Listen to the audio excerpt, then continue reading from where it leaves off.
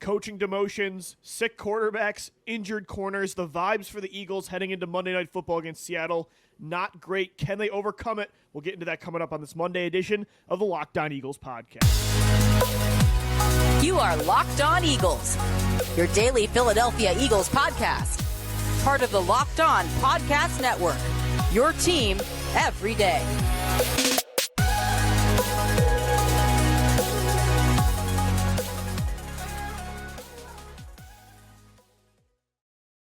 This episode of the Locked On Eagles podcast is brought to you by LinkedIn Jobs. They help you find the qualified candidates you want to talk to faster. Post your job for free at linkedin.com/LockedOnNFL. That's linkedin.com/LockedOnNFL to post your job for free. Terms and conditions do apply. We thank you so much for making Locked On Eagles your first listen each and every day. It's a Monday edition of the show. Louis DiBiase joined as always by Gino Camilleri. Eagles Seahawks tonight, Monday Night Football. The Eagles at 10-3 with a win. Could get back into first place in the NFC East after a Dallas Cowboys blowout loss to the Buffalo Bills, which we will get into later on in the show, Gino. But, man, these past few days, the news cycle has been pretty much all negative. You would think the Eagles are 3-10 right now with the way things are going, not 10-3 with Jalen Hurts sick, Darius Slay injured. But we got to get into the biggest news of the weekend first, which is the Eagles made a coaching change right before this game. According to Ian Rappaport and Jeff McClain, Sean Desai, there is a change with the defensive coaching staff. Desai technically has kept his role as defensive coordinator, but he's being moved up into the booth. Matt Patricia is taking over play calling duties, and I think most of the game planning, I would imagine, the responsibilities throughout the week. So technically Desai wasn't fired and demoted, but he pretty much lost his job as the defensive coordinator, which is crazy. I can't remember the last time I've seen an Eagles team that's had this kind of record make a coaching change in the middle of the season like this, but I think it's necessary because the Eagles defense was playing so bad. Like me and you have said, they have enough elite players at certain spots where they can cover up their weaknesses, but not to the level this defense was playing. They've been dead last in almost every statistical category since week 8. So this was a move that I don't think was a panic move. I think it had to happen. When we were excited about the idea of Sean Desai coming here, we were saying that in past defenses, he has elevated that talent with that scheme. In Chicago, in Seattle, he's been part of some teams that haven't had elite talent like the Philadelphia Eagles have had across the board, and he's gotten better play out of them. And then he comes here in the last 6-7 games, you're saying they're not playing up to that caliber. And why is that? Is it scheme? Is it personnel? We've had these discussions in the middle of the field. You can make the argument that it is personnel, but the rest of the time, you're looking at multiple all-pros on the front, multiple all-pros at cornerback, and you're statistically one of the worst teams in the league. Like, Gino, they shouldn't be top 3, but they should not be dead last. They should be at least a middle of the pack, of the pack. Even with their team. Weaknesses, I'm with you, yeah. Right, like you're looking at 16th, I'd be okay. I mean, heck, even exactly. 18th or 20th at this point, you'd be okay with. You can still win a title that way, but you cannot win it when you're 32nd or 31st in almost every category. And situationally, you're really bad too. Like on third down, you can't get off the field. We were texting yesterday, and I said, even if Matt Patricia tonight goes 500 on third downs, like let's say they're 5 for 10, that's a win over what you have gotten in the last couple weeks. And the thing I know a lot of people are kind of shocked at this move, right? I take away 2 things. I like to look at the glass half full approach. One, this news just kind of like went under the radar. It wasn't like it leaked out. It took Ian Rappaport and Jay Glazer to really figure this out. And it was one of those things that was just quiet, under the radar move. The Eagles kind of did what they had to do. And I say it's the right move for now, because if you were to put Sean Desai in that exact position again and it were to go bad again for yet an 8th week, that's quite literally the definition of insanity. And looking at Buffalo firing Ken Dorsey and seeing the success that Joe Brady has had, it quite literally had saved their season. So right now, you're either going to look like the dumbest team in the world for doing what you did, or Nick Sirianni and Howie Roseman might look like the smartest 2 people in the building, because this defense is able to turn it around. But doing nothing is the only way to get worse. And that's what they were doing. They were just getting worse as the weeks went on. It was getting worse and worse. They were susceptible and they weren't making the adjustments, and teams knew. As soon as San Francisco put that game plan out there and how to beat them, that defense, they were just getting sliced and diced by the Dallas Cowboys. Now there's a new set of eyes. They had a new approach this week. The players going out there writing their own scouting reports. Seemed like Sean Desai, a lot of things That's were when just I knew in it was motion over, to kind when of the put them players out want the to make door. their own plan. That's when they don't trust the coaching staff to do what they're supposed to do during the week. That to me was a sign. Like I took it as love the leadership from Kevin Byard, like the players taking responsibility. But in my head too, I'm like, they don't trust this coach right now. Yeah, that's a really good way to look at it, right? It's Yeah. If you're a manager and you're constantly micromanaging somebody, it's probably because you don't trust them. And if you're a player and you're looking at your coach and it's like, damn, like we should be ready for this situation on third down. How do we not know about this look? How do we not know about this tendency? Right. To hear that the players wanted to go and do that, I love the leadership element from Byard. I think that's really good for these young players to see the preparation and moving forward. And at the same time, some of the reports that we've heard are that the guys trust what Matt Patricia is seeing. And that's got to be ultimately the one thing you hang your hat on until we see what happens tonight, is that these guys will at least in the back of their mind say, okay, we believe that this guy can make the right call. And hopefully that will put you in a position against Seattle where you're going to be shorthanded. You're going to be in a situation in a must-win game for Seattle. And at the same time, you know what's at stake tonight, Lou.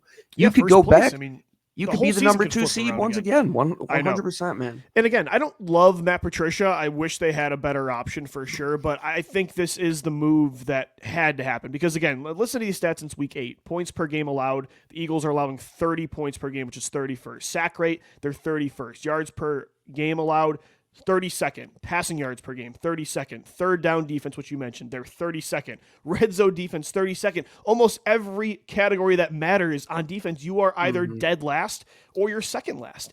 And that was going to cost you a championship. So, I saw some beat reporters and, fans saying this, reeks of a panic move by Nick Sirianni and he's scapegoating and, you'd think this team is 3-10, not 10-3. I don't know. To me, if anything, because of their record, they could have made the excuse. They could have said, we don't have to do anything. We can sit on our hands. They could have just used the record, said, we're 10-3. We've had some good defensive performances here. We don't need to do anything. I think that happened a lot with Doug Peterson at times was they were too complacent to make changes fast enough with their coaching staff. And this time, I think, again, it's a very bold move to fire basically your defensive coordinator 14 weeks into the season at 10-3. I don't think it reeks of panic at all. I think this was the move that had to happen because this season is way too important to let the defense cost you like this. Again, this is not saying the window is going to close after this, but it's going to get harder and harder to sustain this roster and to sustain this window. You have to try to maximize it now when you have it. And so it's just too important to let Desai just keep doing what he was doing. I think you make a great point about Doug Peterson kind of sitting on his hands, and there's times where like, dude, it's Mike Groh. It's Mike Groh. Like Mike Groh is the problem. Everybody can see this. It's Press Taylor. We know it's Carson Walsh. Yes. We knew it was those guys. Yeah. And right now you're sitting there and it's like this defense, you're saying you have to go now another 8-game stretch potentially, these last 4. Right. If you don't get the 1 seed, you're going to have to play 3 games at least to get to a Super Bowl. So another 8-game window for Sean Desai to do the exact same thing that he has done in the past. And I kept saying, I hope. And hope isn't a way to actually like go forward. This was something that you can't look at it as a panic. It has to be a well-calculated decision that Nick Sirianni was sitting on for a while because he has done this in the past. In 2021, we lauded him for giving up play calling and giving it to Shane Steichen. That is true. He's made some extreme calls when they need a change, and I kind of like that, honestly. You can't look at it both ways and talk out of the both sides of your mouth, Lou, right? Yeah, like if you lauded him in 2021, you have to say he has the benefit of the doubt. Because, folks, he's the first Eagles coach ever to get to the playoffs 3 consecutive times in his first 3 seasons. Give the guy the benefit of the doubt. They're still 10-3. If it's a move that helps them and they do look better, he could instantly look better tonight, Lou. If that defense allows less than 20 points and they go out there and situationally they're good, let's say they get a turnover, let's say they're flying.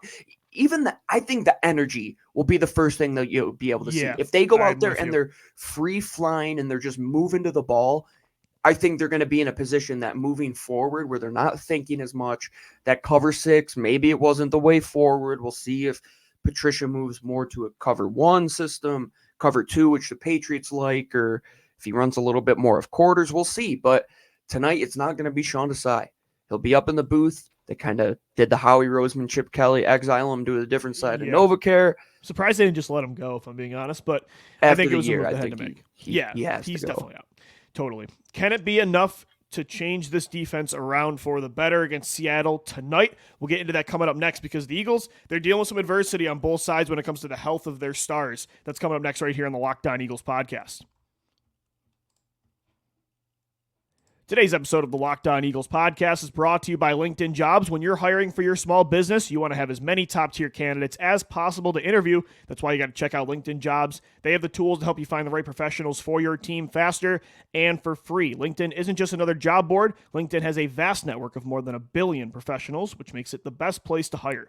Hiring is easy when you have that many quality candidates, so easy, in fact, that 86% of small businesses get a qualified candidate within 24 hours. LinkedIn knows that small businesses are wearing so many hats and might not have the time or resources to hire. Thankfully, with LinkedIn, the process is intuitive, quick, and easy. They even just launched a feature that helps you write job descriptions, making the process even easier and quicker. Post your job for free at linkedin.com/LockedOnNFL. That's linkedin.com/LockedOnNFL to post your job for free.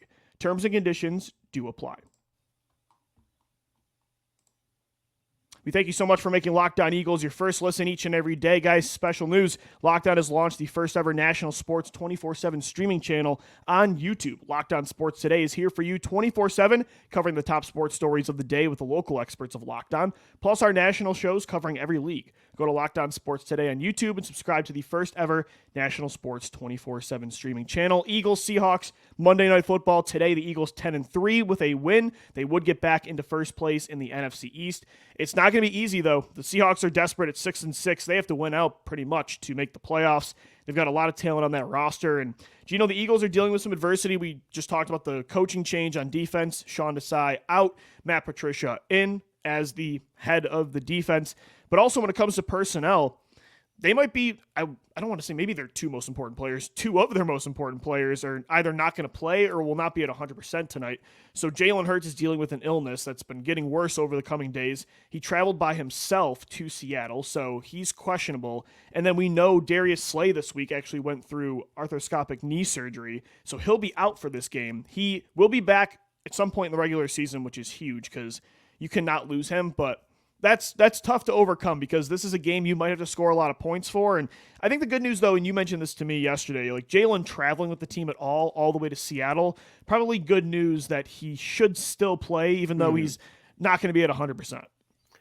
I don't think they put the guy on a chartered flight, Right, which a I'm sure private they one, had to yeah. go and find a private plane to get him on and send him across multiple time zones for him to sit around. And could it be the Jordan Right. flu game? That would be something that we've seen in the past. He's 1-1 in games that he is sick. He played a game against Washington, which he lost, and then I can't remember the other one, which he won. But yeah, he's been in the situation before. I think defensively, the Darius Slay thing in this game of all games is really unfortunate. The only corner that's been playing good for you over the last 2 months.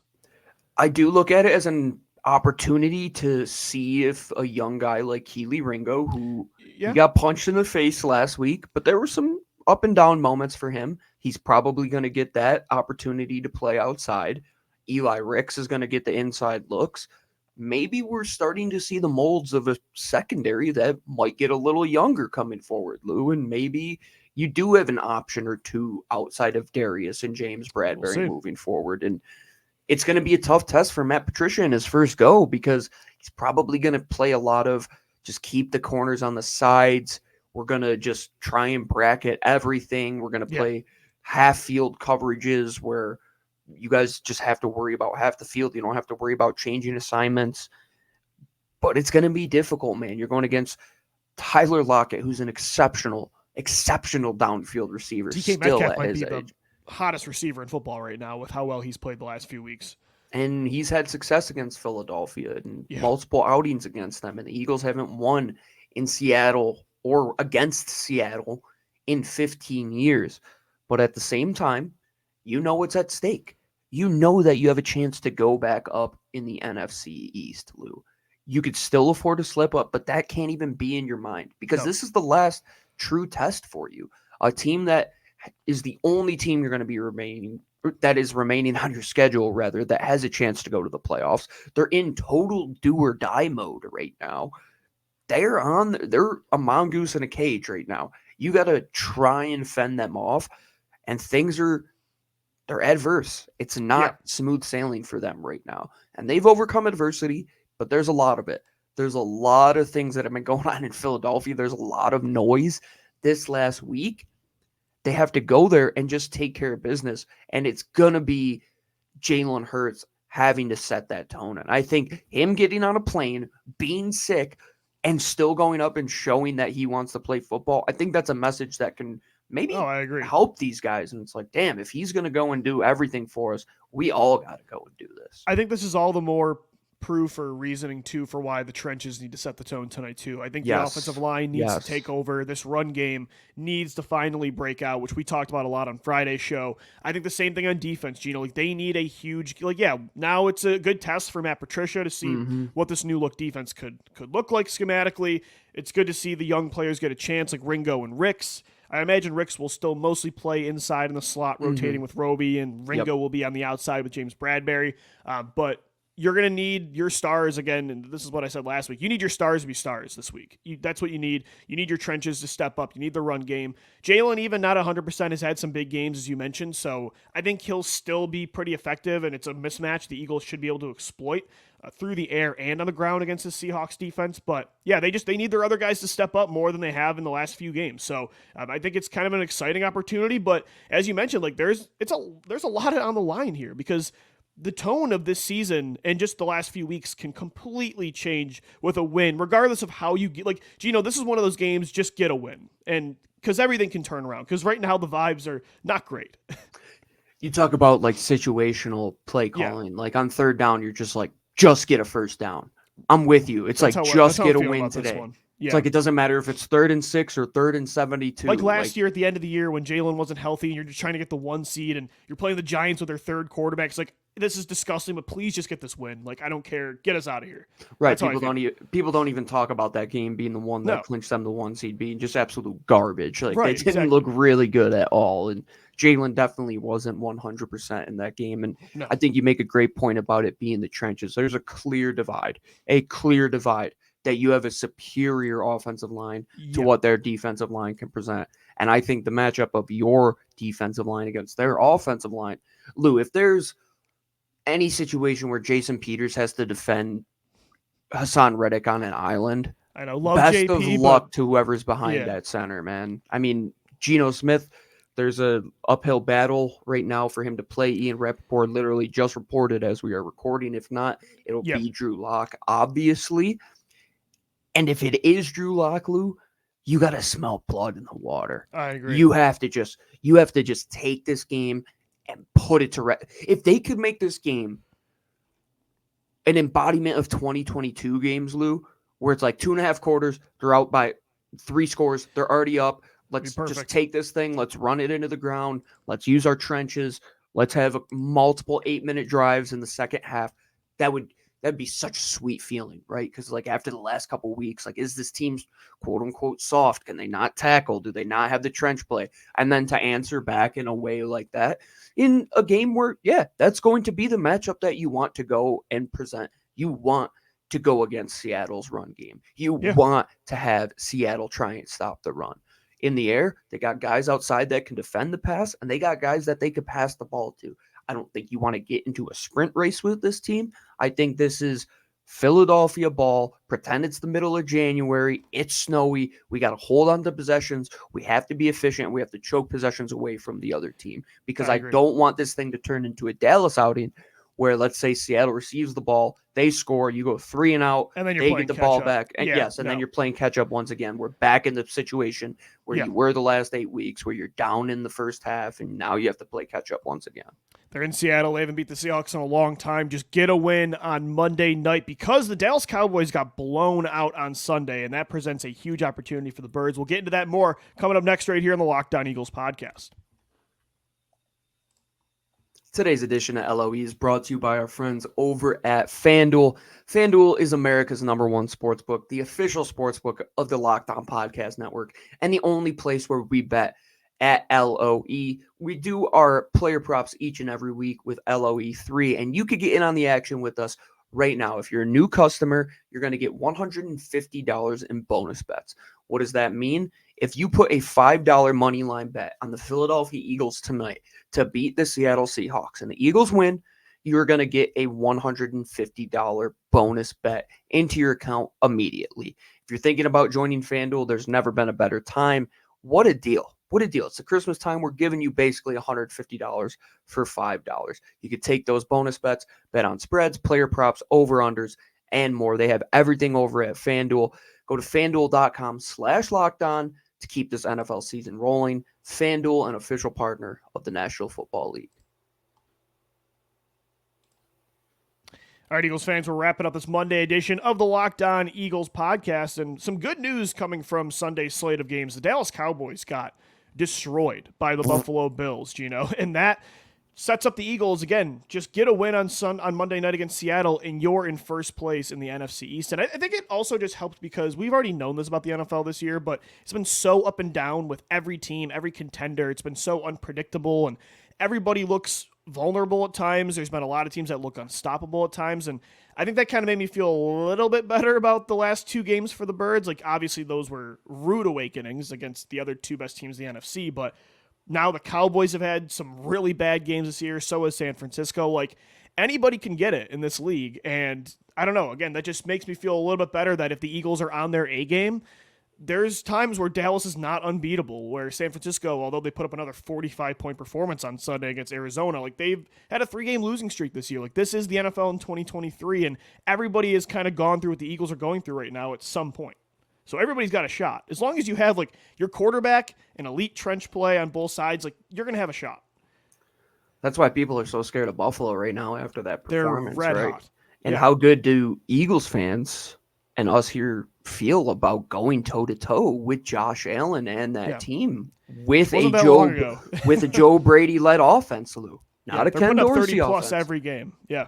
And that's why I'm high on the idea of Matt Patricia coming in. That's why maybe we panicked a little quickly last week after that Dallas game, because to put it in perspective, Lou, it took the Eagles' chaos scenario where your three best players on offense fumble the football for Dallas to beat them. The only win that Dallas has over a team with a winning record right now.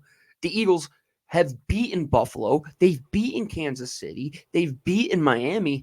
People should be talking about the Dallas Cowboys the way that they're talking about the Philadelphia Eagles, folks, because if the Eagles did exactly what Dallas did in Buffalo, it would be the end of the world. Well, we've seen what happened in the last two games. I mean, we know but exactly even against Dallas and Seattle, Lou, Yeah. they weren't that bad. That Dallas had less than 100 yards in the fourth quarter, and then they kept garbage time. Dak was almost Prescott useless yesterday, which is crazy because he was heading in the betting favorite to win MVP through FanDuel. So, again, everybody has looked vulnerable at times this year. Yep. So is Kansas City in the AFC. As you mentioned, like, the Buffalo Bills were dead in the water, and now at 8-6, like, they're still on the outside looking in, but they're the hottest team in football that nobody in that conference wants to see, and that the division winner does not want to see in the first round is playing Josh Allen. So that's how I'm just kind of realizing in the NFL right now, and we've already known this, especially as Eagles fans, but no team is perfect. Every team has weaknesses. Every team has bad weeks. Like, just get me into the postseason, playing good football at the right time with elite players at the right spots, and I'll take that. Like, you're not always going to get the 2022 Eagles that are just so perfectly unbeatable and has no holes. Like, that's not reality, and I'm not saying that excuses what the Eagles have been doing the last few weeks, but in this season, just get in. Take care of business tonight. Get that 1 seed, home field advantage. I think it's so important in a season like this that's just so up and down.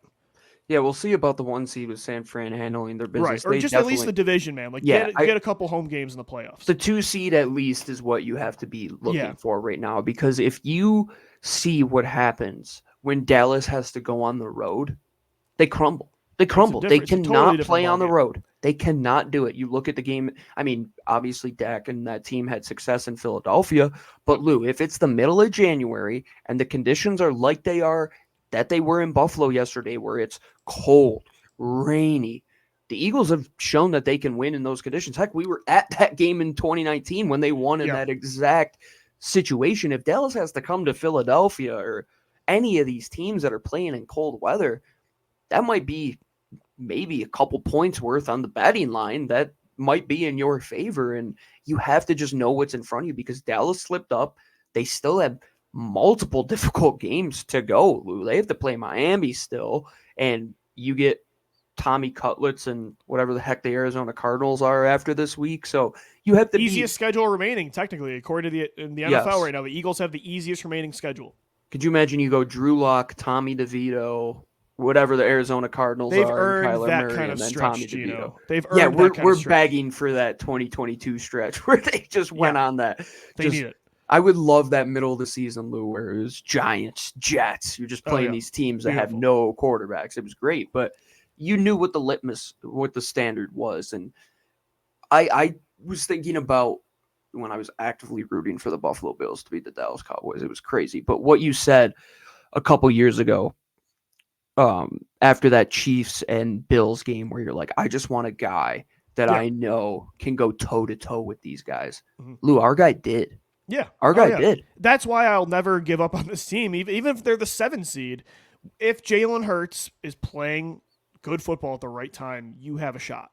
In this NFL, San Francisco right now is the one team that kind of looks unbeatable, but I'm not going to forget that 3-game losing streak they had early. Like, that's obviously not the same team as right now, but things change so fast. The Dallas Cowboys, the playoffs hits, it's a different ballgame. The Dallas Cowboys have looked nuclear, like unstoppable over the last month and a half. And boom, just like that, you can put up a performance like they did against the Bills, like at any moment. And that's this league, and it's always been this league. So get a win tonight. The vibes will completely change. Hopefully Jalen Hurts plays. Eagles Seahawks tonight. We'll have a post-game show for you right after for Tuesday morning. Thanks everybody for making Locked On Eagles your first listen each and every day. For Gino Camilleri, I'm Lou DiBiase signing off. As always, thank you for downloading. Thank you for watching and listening. And let's go Birds. Fly, Eagles, fly.